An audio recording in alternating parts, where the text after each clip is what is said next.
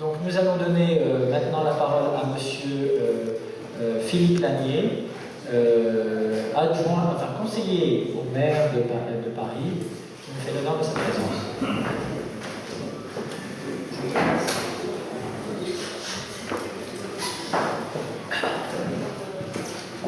Bonjour, je commence d'abord par une double excuse. J'ai un rhume carabinier depuis hier, donc je parle vite d'ordinaire, mais ça va être avec en plus un accent de canard, ça va être sympathique.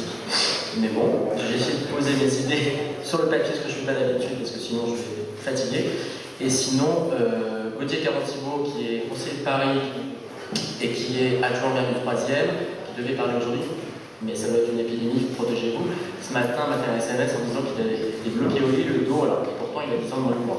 Bref, moi j'ai tenu à venir, et je voulais vous dire des choses qui nous semblent. Quand je dis nous, c'est la majorité de l'équipe du maire de Paris.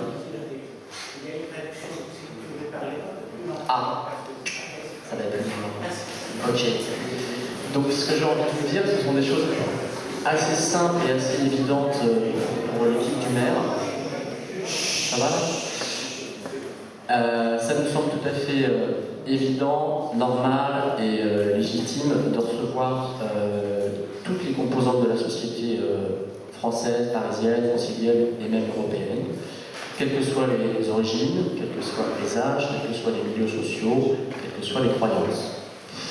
Je n'ai pas l'habitude de le citer, mais le maire de Paris, y compris en public, a l'habitude de dire comme ça, même en forme de provocation, je suis maghrébin, je suis tunisien, puisqu'il est né et qu'il a grandi en Tunisie. Alors, je vais dire qu'il aura des points communs avec beaucoup de gens ici, parce qu'en plus, il se trouve qu'il est ouvertement homo, donc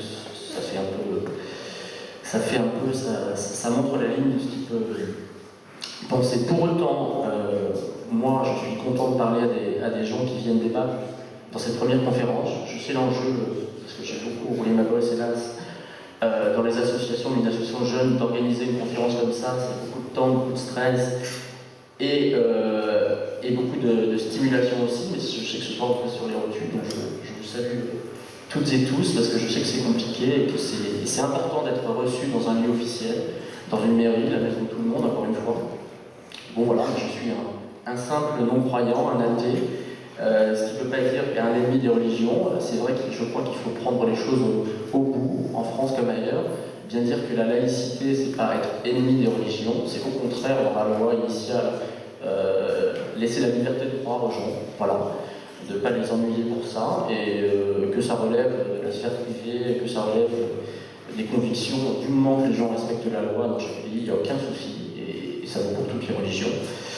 Donc il n'y a pas de rejet à avoir, il n'y a pas de discrimination à avoir. Je veux dire, on a envie de dire aux gens, parce que même dans une ville soi-disant très éduquée, soi-disant très évoluée, Paris comme ailleurs, on sait qu'il y a du racisme, on sait qu'il y a l'intolérance, on sait qu'il y a de l'islamophobie, et la phobie d'autres, et de l'homophobie évidemment. Donc on a envie de dire, sur ces discriminations-là, ça fait presque un siècle, il y a un monument qui est joli, qui est classé, comme la Grande Mosquée de Paris. Donc l'islam en France, c'est pas nouveau. L'homosexualité, j'allais dire encore moins. Donc vous combinez les deux caractéristiques dans le débat de cette conférence européenne. Moi, je suis content et fier d'être là. Comme l'autre, je vois des têtes que je croise au centre LGBT, je vois des gens du comité IDAO, je vois des gens de l'association Contact, etc. Donc on est finalement peu nombreux à toujours se battre sur ces sujets-là. À se battre contre les intolérances, parfois les intolérances religieuses. Je veux dire, il y a quelques semaines, quelques mois plutôt, devant l'ambassade du Vatican suite à des propos scandaleux. Donc voilà, aucune religion n'a le monopole de gens qui dérapent. Il y en a qui ont plus de pouvoir et de poids. Il y en a qui sont même visités par les présidents et qui font des prières confessionnelles. On l'a vu hier, mais chacun jugera ce que ça peut vouloir dire. Voilà, donc je voulais juste finir sur... ça serait une grave erreur de continuer à agiter les tensions entre les gens. Je ne sais pas s'il faut dire les communautés, mais peu importe. Les gens qui prônent de manière soft, de manière subliminale, avec des choses plus sur le web, j'en parle même pas, mais des discriminations et une guerre de civilisation, une guerre de religion se trompent, ils ne sont pas dans le sens de l'histoire, ils sont dans le sens de ce qui est plus mauvais dans l'histoire. Quand on est homo, LGBT, et musulmans, on peut aussi être discriminé, et je pense que tous les gens concernés ici l'ont vécu par un rejet de la part des associations, des commerces ou des LGBT lambda qui croisent en vrai sur Internet et tout ça.